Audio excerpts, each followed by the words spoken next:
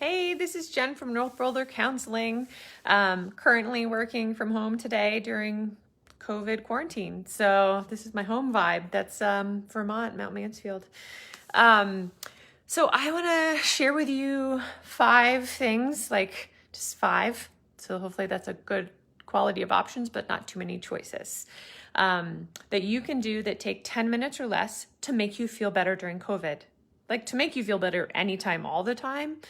But certainly now is a time that having some skills to feel better, some options would be great. So the reality is that feeling good, it doesn't just happen. Feeling good is a lifestyle and a skill set. And once we cultivate it enough, it is only slightly, it's less relative to what is happening around us. Like if we know how to feel good, we're more likely to be able to feel good kind of no matter what. Of course, we've all lived life. If you're in the middle of a car accident, like feeling good's maybe not, where you're going to land. Maybe it is. But let's see, there are 5 things that if you did them either in the morning before you start your day, and then you get the juice all day from it, like you get the afterglow all day, or if you get to the end of the day and you're like, ugh, I'm pooped, or I'm just kind of meh, whatever, or I'm just kind of grouchy. Any one of these things, if you do them for 10 minutes, even 5 minutes, I'm telling you, if you do any one of these for 5 straight minutes and you just focus on this for 5 minutes, you will feel improved. That doesn't mean everything went away, but it could also make your caca feeling go away too. This stuff is it's too simple. So it's a little probably even annoying to say it, but I'm going to say it because it is I will tell you, I get to the end of my days and I'm like, oh, all the things feel boo and my brain can only see what's wrong, or my brain can only think of what didn't happen, or my brain can only think of stress or blah, blah, blah. If your brain is stuck in not a good department, this stuff will pop your brain out and you'll actually have a different quality of thinking. Like the random thoughts that you have will be a different kind of random thoughts. It's super cool. There's tons of neurobiology behind it and I geek out on all that stuff, but let's just get to it. Okay, number 1, kick your butt for 10 minutes.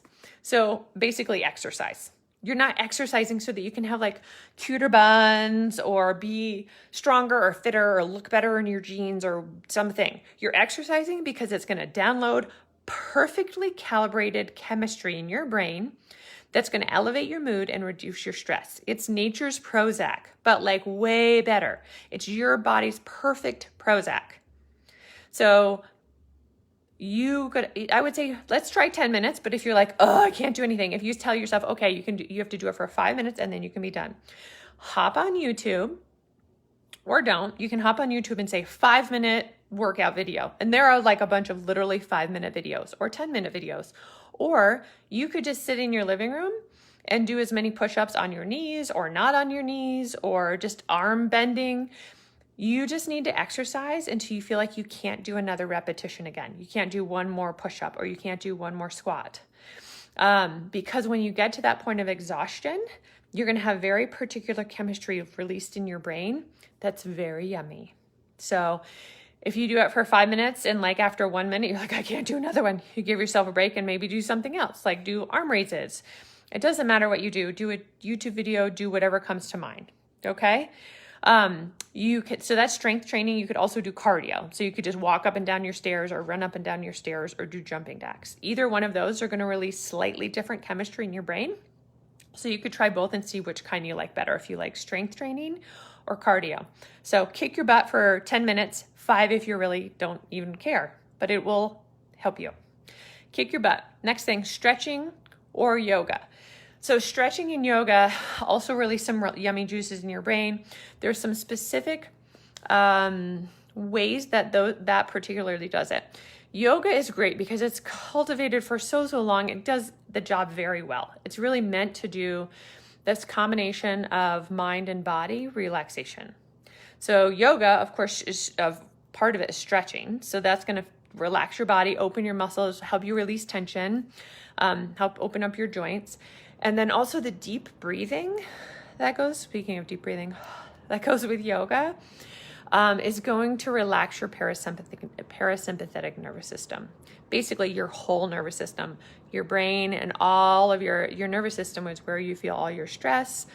It's what controls your heart rate, your respiration rate. So if you relax all of that in this deep, like deep in your brain kind of way, you're going to feel better. You're going to feel improved. I would recommend yoga over stretching, but if you're like, for some people, I think yoga is probably like, yoga schmoga. I don't care what you call it. Stretch your body, slowly, focused. Don't be looking at your phone unless you're watching a yoga video. And breathe, deep breathe. The other thing about stretching and yoga is it helps you have the experience of something being uncomfortable and you still relax. So when you stretch, maybe you feel your hamstrings are tight and you tell yourself, when you picture them getting longer and smoother and they're stretching out, what that is a really approachable way to start having distress and telling yourself that you're still okay. So all that's happening is your muscles are stretching. So that's great. Your brain doesn't panic and you can have the experience of saying, I feel uncomfortable, or I even feel a little bit, not acute pain, but it's like a little painful. And I can be like, oh, I'm okay. And actually it's also kind of a good feeling even. So there's a combination of feeling a little bit of discomfort and breathing through it, the breathing itself, and actually stretching your body. All three of those things together are super awesome and can help you. If you want to get 5 minutes of yoga, 10 minutes of yoga, or stretching, again, you can get on YouTube and say 5 minutes of yoga, 10 minutes of yoga, and YouTube will just give you lots of choices, and you can probably find someone on there who you're like, oh, I like this person's style. I'm going to do them. So kick your butt, do yoga or stretching. I have a list here so I don't forget the list. Deep breathing, or even better, meditation. Even 5 minutes of meditation. 10, actually, I wouldn't even try 10 when you first started, just try 5. It is the simplest way that I think I can explain meditation. I think we think of meditation as like, I'm going to picture being at the beach. And you can do that and it might be kind of helpful. Really, the point of meditation, as I am like kind of prescribing it, is to monotask. To allow your brain to focus on one thing, usually your breath, because that's just really available and it's actually right inside of you. And what is going to happen is you will be distracted and you won't focus on one thing. So what meditation actually is the art of training your brain to come back to focusing on one thing, come back to focusing on one thing, come back to focusing on one thing. What we know is that I don't know where I heard this, so caveat, I can't cite my source, but it was probably a few years ago. I heard this quote that we get as much information absorbed in our brain in one day, we see or exposed to as much information in one day with screens as a human was in their lifetime pre-screens. So our brain is constantly taking in new information and processing new information in a very and when I mean multi, I don't mean two. We're often taking in information when we're using screens from like 5 or 6 different sources, including our environment, all at the same time. It's a super cool trait that we have as humans, and it really hyper arouses our nervous system. Our nervous system's super cool and it like does all this, processing.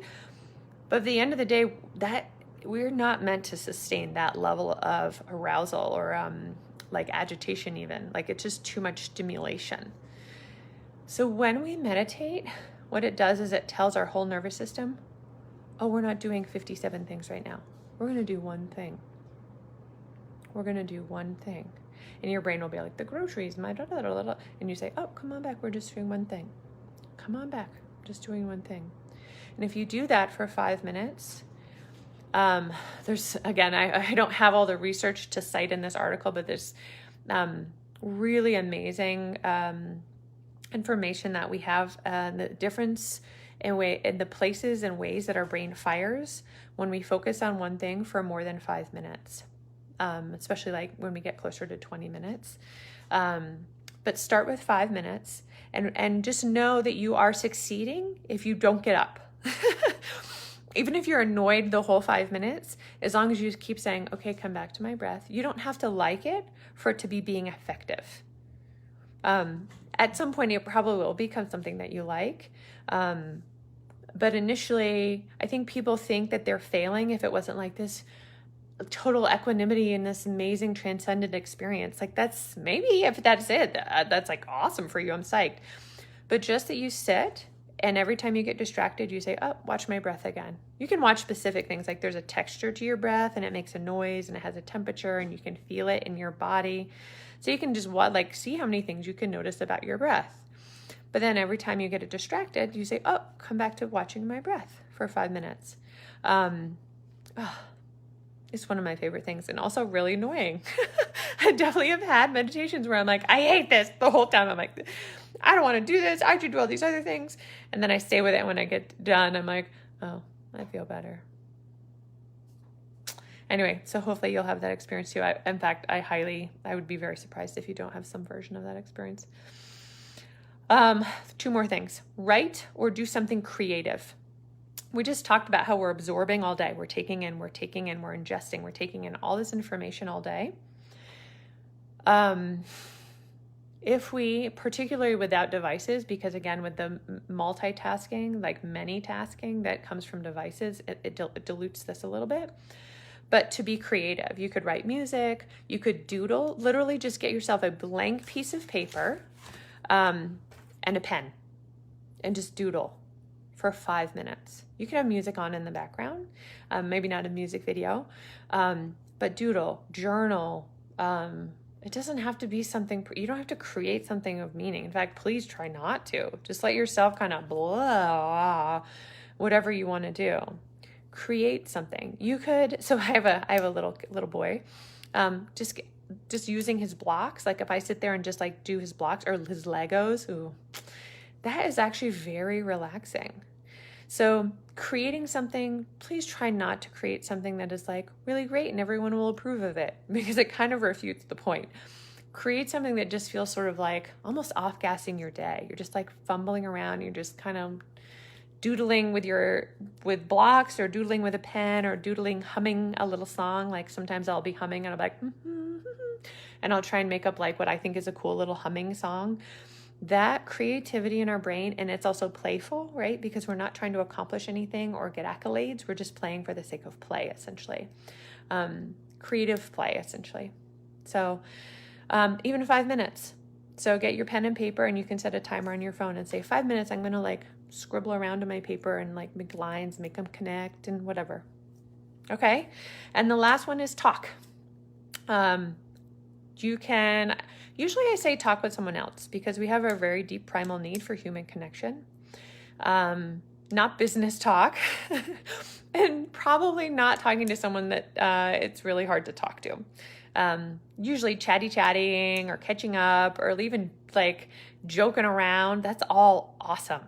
And that is going to, being in relationship with others in a casual way is going to feel so good. And I know right now I'm recording this during COVID quarantine. 2 things. 1, you have a lot of phone numbers in your phone and friends in your social media. You can find one who you could call and be like, hey, like maybe it's a little awkward, but whatever. No one ever died from being awkward. And you can just call a random person, but also the people that we live with and actually spend a lot of time with. Part of spending that much time with them means we also kind of lose track. Like we sort of take them for granted almost. Like we just see them so much that we're like, and we think we know everything about them because we spend all day with them and we see them in their jammies all day or whatever. But there's also probably things like you can just say like, hey, tell me a story of like something funny from when you were little or something like that and just get the chatty going. You could also just talk to yourself. Just start talking about how your day went. There's a really amazing thing that, this is a tangent. I don't care. I'm still going to share it. It's kind of like a challenge to see if you can, and like, it's very hard. I don't think I've ever done it. If you can, in your mind or verbally out loud, you say everything that happened during your day. So I got up at this time and then I made my coffee and then I took my son to school and then I came home and I worked on my computer and did this and this and this. And then I did yoga and then I called this person but you have to go through your whole day without getting distracted. And if you get distracted, you have to start at the beginning and go back. It's funny and it makes you kind of get to kind of go back through your day and see how it went. And the talking out loud part of that can be very helpful.